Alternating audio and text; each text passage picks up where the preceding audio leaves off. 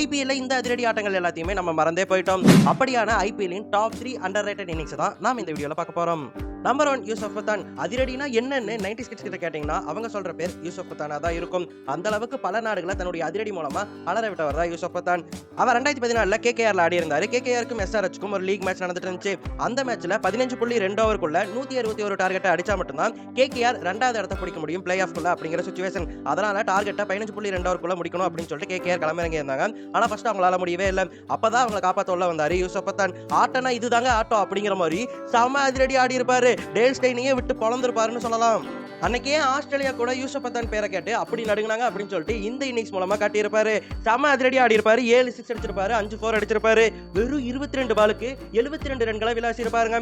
இந்த ஒரு இன்னிங்ஸால 15 ஓவருக்குள்ள கேகேஆர் மேட்சே முடிச்சிட்டாங்க. அதுக்கப்புறம் ஃபைனலுக்குள்ள போய் கப்பையே தூக்கி இருந்தாங்க. அந்த அளவுக்கு தரமான ஒரு இன்னிங்ஸ் தான் இந்த யூசுப் பத்தான் இன்னிங்ஸ். நம்பர் 2 கோரி ஆண்டர்சன். 2014ல இவர் மும்பை இந்தியன்ஸ்க்காக ஆடிட்டு இருந்தாரு. அப்ப இவர் தான் ஓடிஐலே ஃபாஸ்டஸ்ட் செஞ்சுரினா இருந்தாரு. 36 பாலுக்கு செஞ்சுரி அடிச்சிருந்தாரு. அந்த ஐபிஎல் சீசனின் கடைசி மேட்ச்ல ராஜஸ்தான் மும்பை இந்தியன்ஸ் ஆடிட்டு இருந்தாங்க.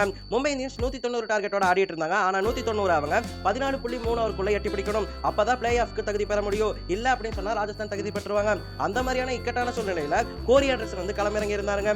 தனியால போராடி மும்பை இந்தியன்ஸ் அந்த மேட்ச்ல ஜெயிக்க வச்சிருந்தாரு. வந்த பால் எல்லாத்தையுமே பவுண்டரிக்கு விரட்டி விட்டு 5 4 7 6 அடிச்சு 215 ஸ்ட்ரைக் ரேட்டோட 44 பாலுக்கு 95 ரன் அடிச்சிருந்தாருங்க. இவராலையும் 52 பாலையும் தான் அந்த மேட்சை கடைசி நேரத்தில் மும்பை இந்தியன்ஸ் ஜெயிச்சு மும்பை இந்தியன்ஸ் பிளே ஆஃப் போயிருந்தாங்க. நம்பர் 3 2019ல நம்ம பிரைம் தினேஷ் கார்த்தியை பார்த்துட்டு இருந்தோம். அதனாலேயே கேகேஆர்ல அவருக்கு கேப்டன்ஷிப் பதவி கொடுத்திருந்தாங்க.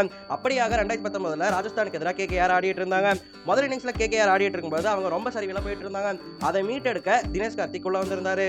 ராஜஸ்தான் பவுலர்களுக்கு பாரபட்சமே பார்க்காம மரணடி கொடுத்துட்டு இருந்தாரு. அந்த ஒரு மேட்ச்ல 9 சிக்ஸஸ் அடிச்சு வச்சிருந்தாருங்க. இதனால 50 பாலுக்கு 94 ரன்களை ஒத்தாள நின்று அடிச்சிருந்தாரு தினேஷ் கார்த்திக்.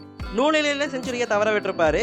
இருந்தாலுமே இந்த ஒரு நாக் பெஸ்ட் கேப்டன் இன்னிங்ஸ் இன் ஐபிஎல் இப்ப வரைக்கும் பார்க்கப்படுது. ஆனா அந்த மேட்சை கேகேஆர் தோத்துட்டாங்க.